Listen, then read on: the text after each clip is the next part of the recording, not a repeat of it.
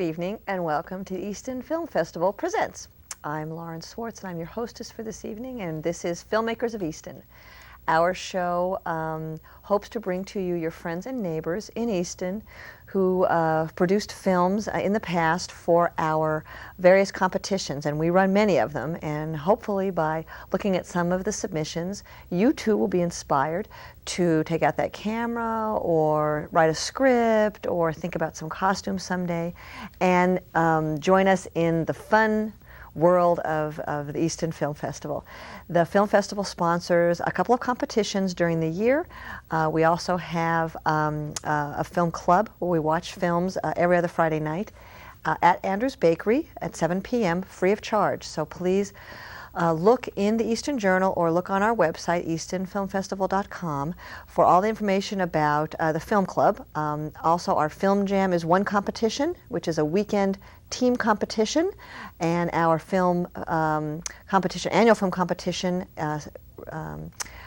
gather submissions in May for judging, and then our Effie Awards, the Easton Film Festival Effie Awards, in June. So there are many areas for you to become involved in filmmaking and winning prizes. And here on the Filmmakers of Easton show, we hope to bring to you some educational aspects of filmmaking by looking at films that have been submitted in the past and the parts of the films that are important for you when you're considering how to assemble your body of work. So we have gone back into the archives, because this is now the 4th year of our existence. So back in our archives to some past documentary submissions. And this year's, tonight's film that we're going to examine is from the Frothingham Family. Why? They put this work together a couple of years ago for us.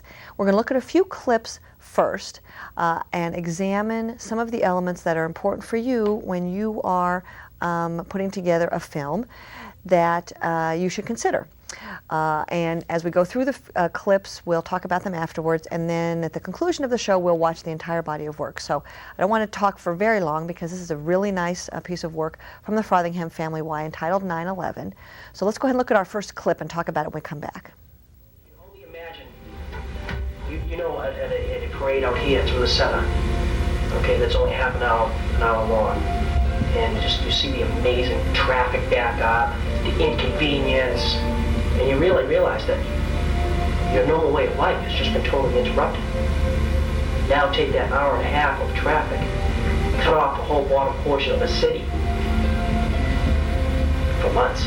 The reason we were being there was the New York Police Department was so stretched for people. They had no days off. They were mandatory 12 hours. So here we have a personal interview, basically a very simple camera angle, narrative description, and we have an inkling of what it's about. But for you as a filmmaker to look at that element, you have a story, you have a speaker who is eloquent and concise and passionate about what they're saying. So when you're putting somebody in your film, when you're writing a script, you need to make sure that you have that kind of a person. And very interesting, the staging that they put together, where we have a cop, but we're in front of a brightly painted wall, and we have a little music tinkling in the background. So there's a few elements here that are telling you that this is an emotional journey someplace. So this is something important for you to consider. Camera angle, looking at a person, what else is going around them, what could be background noise or not. These are all effective elements here in this particular clip. So these are things that are very simple for you to think about when you're producing a documentary and looking at these elements. So let's go ahead and look at our second clip, and we'll come back and talk about that afterwards.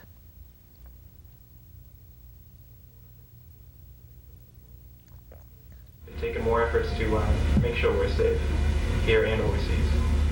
I think it could happen again, but America is a lot safer now. I hope it doesn't happen again. Like, we'll be safer now, hopefully.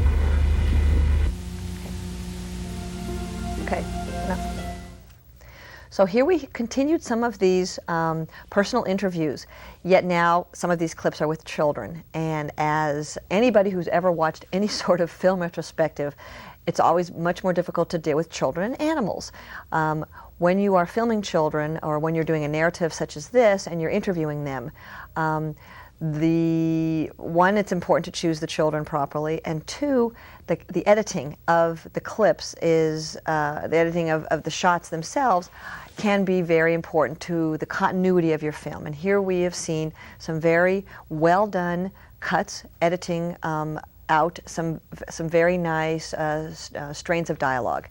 And so I think this was a very effective way of, on the one hand, having adults talking about some things, and now we have moving to the kids, because everybody was affected in this particular subject matter. But looking at the film elements and the filmmaker elements involved, you can see that these were crucial. The editing, again, the interview technique, the face headshot as well. And then, as we saw the very last bit, now we're getting an inkling as to some of the questions that might have been asked some of these interviews. And we look at that one title shot, and that's you don't hear the interviewer reading that. You read it yourself and know that this is what these people are being asked. This is also a very interesting technique. It becomes very educational to the viewer, and it's a very systematic approach to putting together a documentary. And this is a great technique and something that you might want to consider as really getting your point across in a very logical way, and that you're ensuring that those at home who are viewing the film or in the movie theater are understanding and knowing what you're asking of your actors. And I think this is really strong way of dealing with serious subjects. And if you're going to make a film about a serious subject, this is an excellent technique to use. So let's go ahead and look at our third clip, and we'll come back and talk about it when it's over. And I just hope that they see it. I really hope that everybody sees it. I feel a lot more pride in the country. That I have a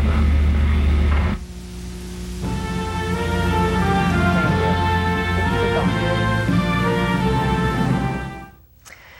So we have, still a little bit of a sample of the face front interviews, but now we're looking at obviously patriotic music, but any sort of a music overtone, how you roll your titles, this is in a script one, because obviously my assumption is there's a lot of people involved in this film, and this is a nice way of getting a lot of people their credit on the screen to doing titles that roll like that. So these are a few things that we've examined in these few clips, because we want to watch the entire film as well, and so you'll see these clips obviously. Besides watching as an audience member at home and enjoying or getting, feeling a benefit from this particular documentary, also try to be aware of some of the elements.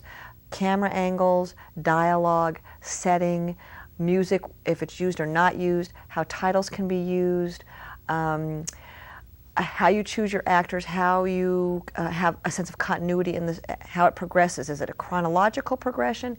Is it a subjective progression? In this case, as we saw, we had some questions that were asked, and so the interviewees look like it's a more subjective progression. This particular documentary, just by saying the title 9/11, unfortunately all of us know what that time period was, and it leads some solemnity to the subject matter, and we're expecting to take this seriously, which is probably what we're going to get. And these kinds of things are important. If you're going to title a documentary The Secret Life of Clowns, that could be more of a fun nature, or what do pigs do when we're not around. Those kinds of things kind of sound sillier or more fanciful. And here you have a title 9/11 that leads us to talking about the World Trade Center and the events of 9/11 in 2001. So all of these things consider, what subject you're going to choose and how you're going to present it. I don't want to talk any longer, because this documentary is a wonderful one to view the whole way through, and I would not want to take a moment away from its time. So if we could please see in its entirety, produced by the Frothingham Family 2 years ago for submission to the Easton Film Festival, 9/11. Why do people want to do horrible things like this?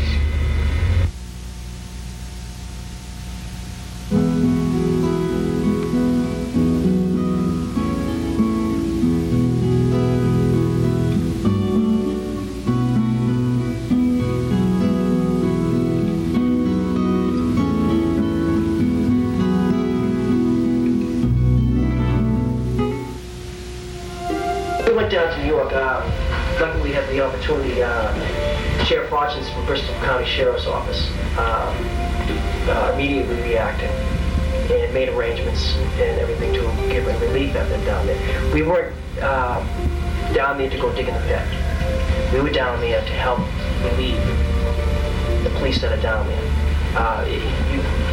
You can only imagine, you know, at a parade out here through the center, okay, that's only half an hour long, and just you see the amazing traffic back up, the inconvenience, and you really realize that your normal way of life has just been totally interrupted. Now take that hour and a half of traffic, cut off the whole bottom portion of the city for months. The reason we were being there was the New York Police Department was so stretched for people. They had no days off. They were mandatory 12 hours. So any shifts that we could take on and possibly give them a day off, it was great. I mean, literally they were getting sick. It seemed like they had the flu, pneumonia, and that's just because they were down there, along with fire department and iron workers and everybody else. And anybody that was down in the pit, you can't give them a title. They were just other Americans trying to help other Americans. And that's all it was. You'd be surprised. Now you're talking New York, the Big Apple, everything like that. Sometimes it's fearful and sometimes it's not. You walk through there and it was quiet. It was just like a hum. Business went on as usual, but it was quiet. And actually people recognized each other with hi and how you doing, or courteous in different situations.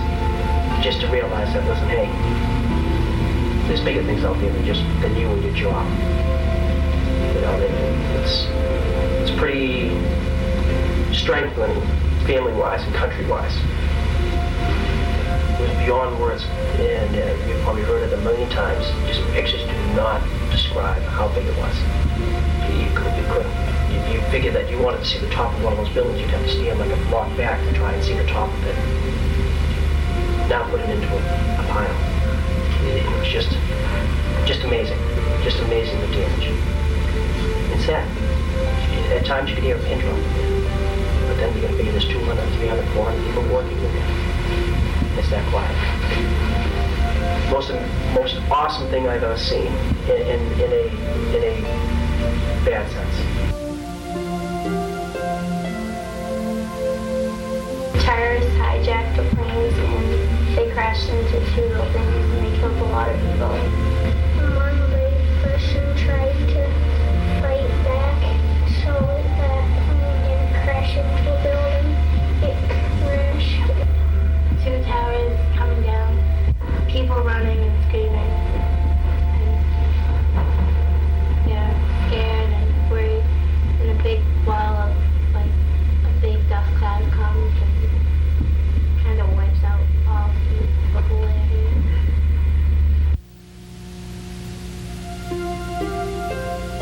I'm a captain in the Easton Fire Department. Presently, I'm a fire prevention officer. Well, I'm a police officer in the town of Easton. Your basic patrol procedures, you cruise around the streets, the traffic violations, respond to any emergencies, 911s, assist anybody in any way that we possibly can. Well, for the Marine Corps, what I do is I work in what's called a direct air support center. We coordinate between the air and the ground for ground strikes and for communications when we go onto a new land or someplace like that.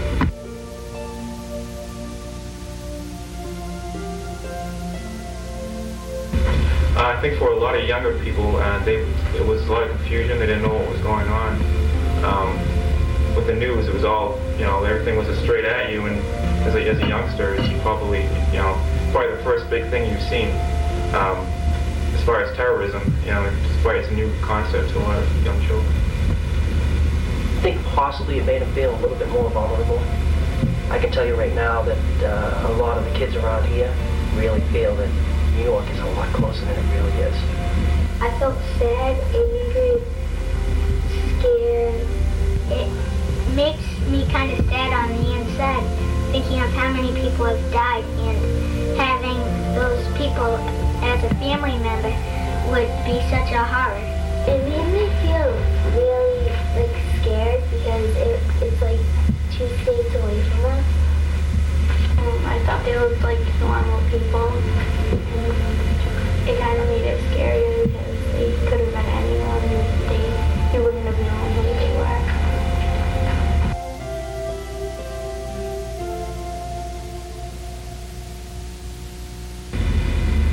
I think we're more aware that it can happen to us, so yeah, I think we're a little bit safer. We're a free and open society, and we take great pride in that. And I think that, yeah, we can be attacked again, sure. Could something of that magnitude? Yes, because no matter what, even in prisons, there's, contraband, there's, they're making their own knives, they're doing different things around the system. Even in that small of an institution that's that scrutinized, it can happen. Now you're in a free civilization, a free country, where you're allowed to do what you want and to behave how you want within reason. It's going to happen. Not necessarily, I can't say it's going to happen. I really hope to God it doesn't, but the possibility is very much there. Well, I don't want to say it couldn't happen again. I mean, you don't want to ever say, nothing could happen. I think we're very safe. We're safer than most people think we are. The important thing is to trust your local, government and the Homeland Security that they have now. They've taken more efforts to make sure we're safe here and overseas. I think it could happen again, but America is a lot safer now. I hope it doesn't happen again. Like, we'll be safer now, hopefully.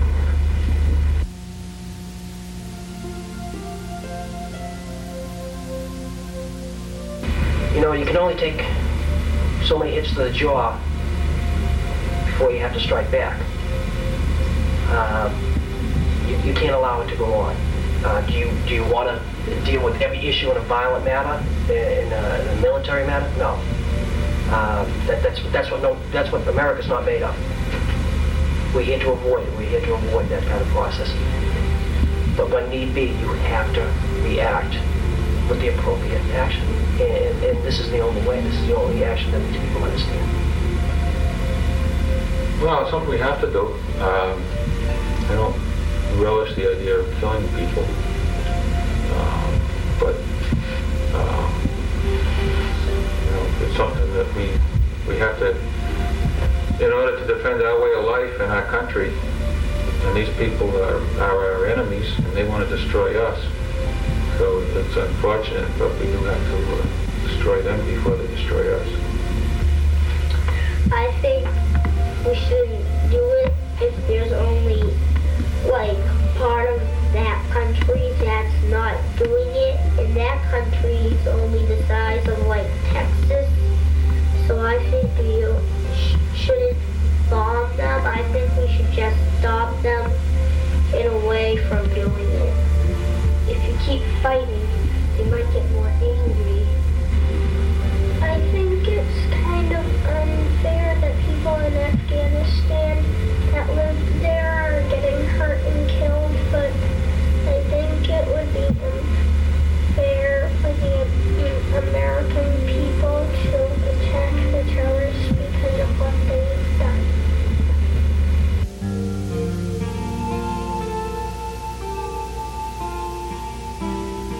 I've always been proud to be an American. Despite some of our shortcomings, I don't think there's any better country in the world.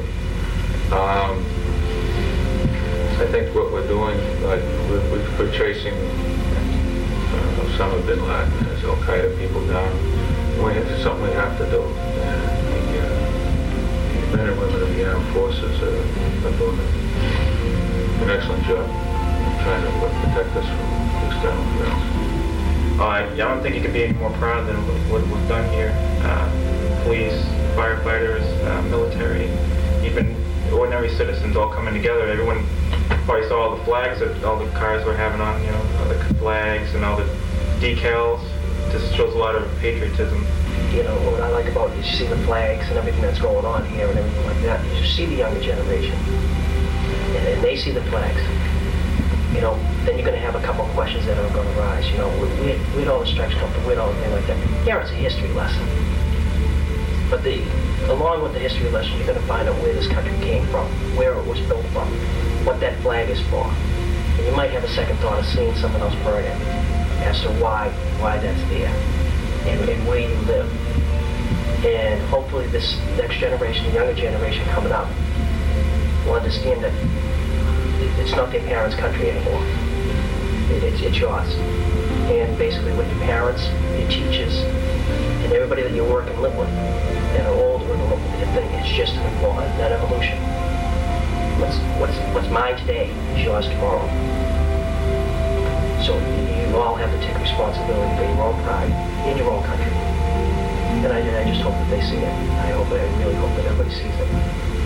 I feel a lot more pride in the country.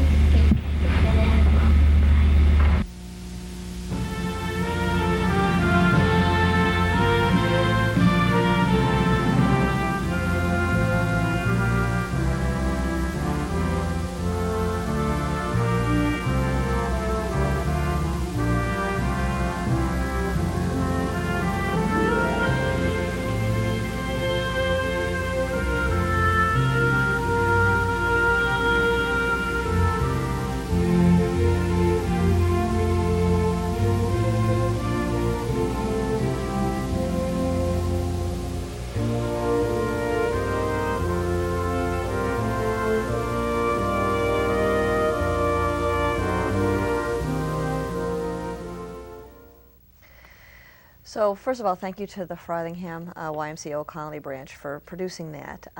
In terms of examining a documentary, there were many elements, I'm sure that you noted at home as well, that were as important to you or that stood out in terms of storytelling, which is what a documentary does, that hit a nerve for you and kept you interested.